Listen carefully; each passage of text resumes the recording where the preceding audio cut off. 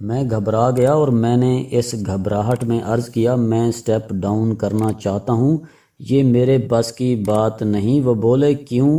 میں نے عرض کیا جناب مصروفیت کو حد سے زیادہ نہیں بڑھنا چاہیے۔ میں نے حضرت علی رضی اللہ تعالیٰ عنہ کا وہ قول دہرایا جس میں شیر خدا نے فرمایا تھا حد سے زیادہ مصروفیت انسان کے جذبات کو کھا جاتی ہے۔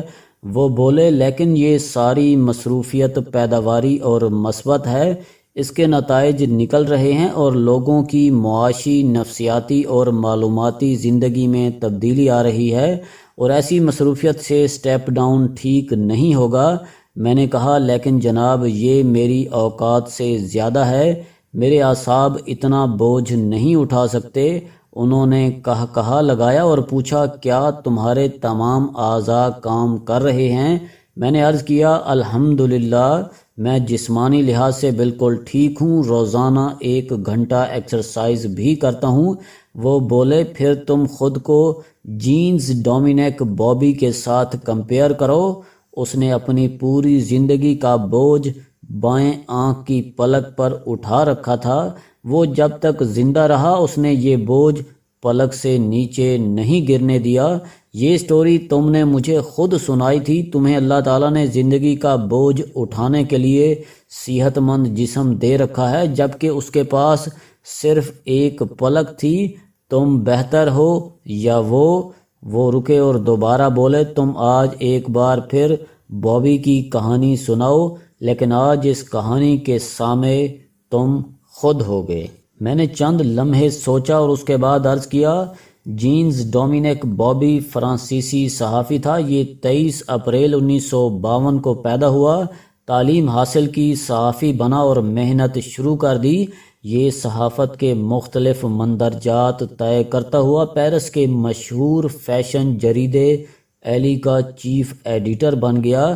یہ اس کے کیریئر کی معراج تھی، وہ سمجھتا تھا وہ زندگی میں جو کچھ بننا چاہتا تھا وہ بن گیا ہے، اور اب کامیابی اور اس کی محنت کے درمیان کوئی چیز حائل نہیں۔ وہ اپنی بیوی سیلنی اور 2 بچوں کے ساتھ مطمئن زندگی گزار رہا تھا۔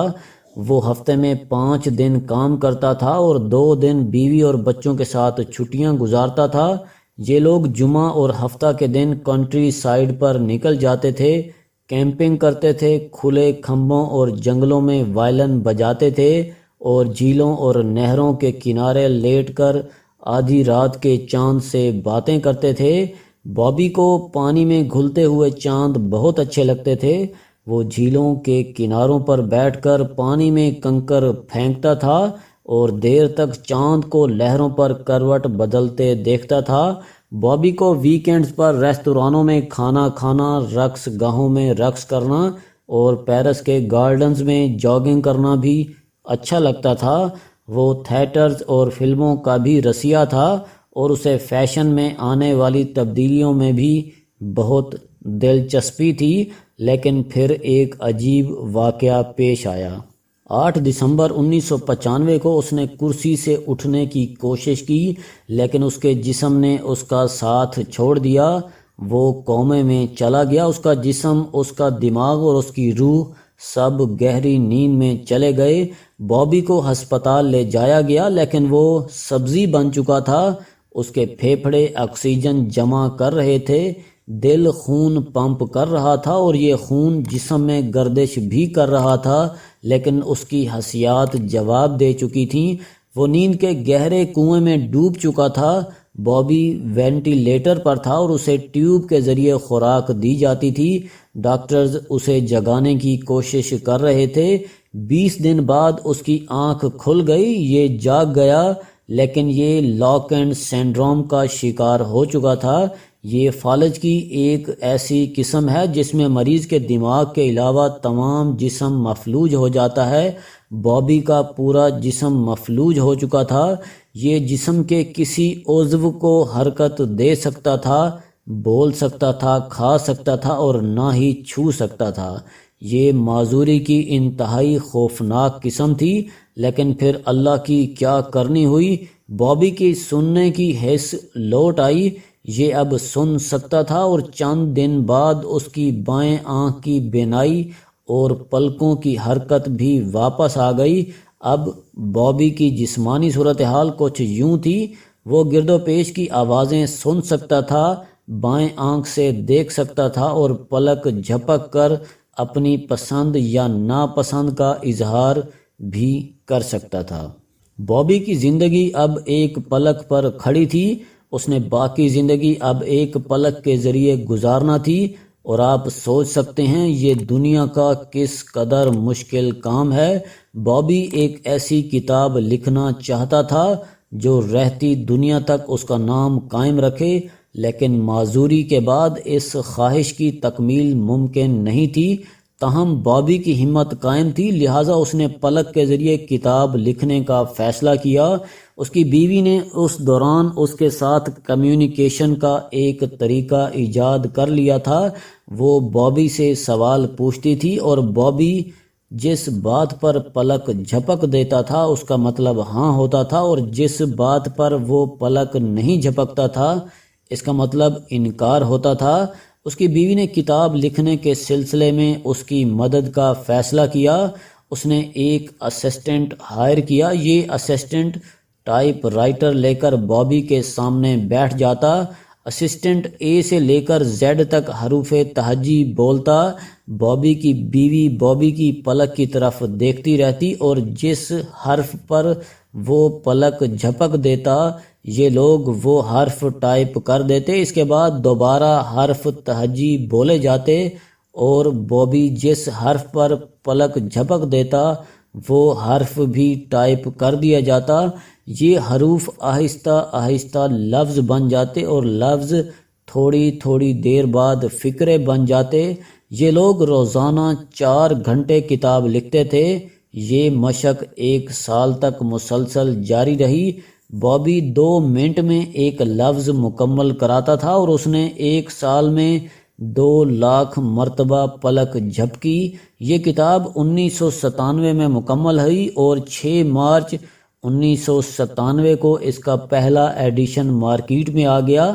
پہلے دن اس کی 25,000 کاپیاں فروخت ہوئیں۔ ہفتے میں اس کی فروخت 1.5 لاکھ تک پہنچ گئی اور 1 ماہ بعد یہ کتاب یورپ کی بیسٹ سیلر بن گئی۔ آج تک یہ کتاب لاکھوں کی تعداد میں بک چکی ہے۔ لوگ اس کی ہمت اور اپروچ پر حیران ہوتے ہیں۔ یہ دنیا کی واحد کتاب ہے جو پلک سے لکھی گئی اور لکھنے والوں نے یہ کتاب ایک ایک حرف جوڑ کر مکمل کی، اور بابی نے ثابت کر دیا اگر آپ کی ایک پلک سلامت ہو تو آپ اس سے بھی کمال کر سکتے ہیں۔ میں خاموش ہو گیا۔ وہ مسکرائے اور بولے، لیکن تم نے بابی کے بارے میں مزید کچھ نہیں بتایا۔ میں نے عرض کیا، یہ کتاب 6 مارچ 1997 کو مارکیٹ میں آئی۔ بابی کی بیوی نے بازار سے اس کی کاپی خریدی، بھاگتی ہوئی اس کے کمرے میں آئی۔ یہ کتاب بابی کی زندہ آنکھ کے سامنے رکھی اور چلا کر بولی، بابی تم کامیاب ہو گئے، دنیا میں اب تمہارا نام ہمیشہ قائم رہے گا۔ بابی کی زندہ پلک رقص کرنے لگی۔ وہ تیزی سے پلک جھپک رہا تھا۔ اس کی بیوی کو محسوس ہوا وہ پلک کے ذریعے اپنی کامیابی پر تالیاں بجا رہا ہے۔ اس کی بیوی نے بھی تالیاں بجانا شروع کر دیں۔ تالیوں کی اس گونج میں بابی کی روح کف سے عنصری سے پرواز کر گئی۔ وہ کتاب چھپنے کے محض 3 دن بعد یعنی 9 مارچ 1997 کو دنیا سے رخصت ہو گیا۔ یوں محسوس ہوتا تھا وہ اس کتاب کی تکمیل کے لیے زندہ تھا۔ میں خاموش ہو گیا۔ وہ بولے، تم اب اپنا تقابل بابی سے کرو۔ اللہ تعالیٰ نے تمہیں مکمل بنایا، تمہارے جسم کے تمام اعضاء کام کر رہے ہیں، تم دوڑتی بھاگتی متحرک زندگی گزار رہے ہو، تم جہاں جانا چاہتے ہو اٹھ کر جوتے پہنتے ہو اور نکل کھڑے ہوتے ہو، تم پانی سے لے کر سیب تک اور آم سے لے کر آلو تک دنیا کی ہر چیز کا ذائقہ چکھ سکتے ہو، اور تم اپنے جسم کے ایک ایک ٹشو سے زندگی کی حرارت کو محسوس کر سکتے ہو، تم بارش کی بوندیں گن سکتے ہو اور اپنے دائیں بائیں سورج کی بکھری ہوئی شعاعیں محسوس کر سکتے ہو، تمہاری زندگی کے تمام چاند بھی موجود ہیں اور تمہاری زندگی کے سارے ذائقے اور ساری خوشبوئیں بھی زندہ ہیں، لیکن تم مصروفیت کو جواز بنا کر سٹیپ ڈاؤن کرنا چاہتے ہو، تم گیو اپ کرنا چاہتے ہو۔ دنیا میں تم سے بڑا بے وقوف، نالائق اور نعمتوں کا کافر کون ہوگا؟ وہ بولے انسان کا جذبہ سلامت ہو، یہ اپنی ہمت اور حوصلہ قائم رکھے تو یہ ایک پلک سے پوری زندگی کا بوجھ اٹھا سکتا ہے، اور اگر انسان کا حوصلہ اور ہمت جواب دے جائے تو یہ اپنی ذات میں مہنجو دڑو بن جاتا ہے۔ تم شرم کرو، حوصلہ کرو، ہمت کرو اور اللہ کا لاکھ لاکھ شکر ادا کرو، اس نے تمہارے ایک ایک بال کو زندگی بخشی ہے۔ وہ اگر چاہتا تو زندگی کا سارا بوجھ تمہاری ایک پلک پر ڈال دیتا اور تمہیں یہ بوجھ اٹھانا بھی پڑتا۔ شکر ادا کرو اور آگے بڑھو۔ مصروفیت اللہ کی نعمت ہوتی ہے، عذاب نہیں۔ شکریہ۔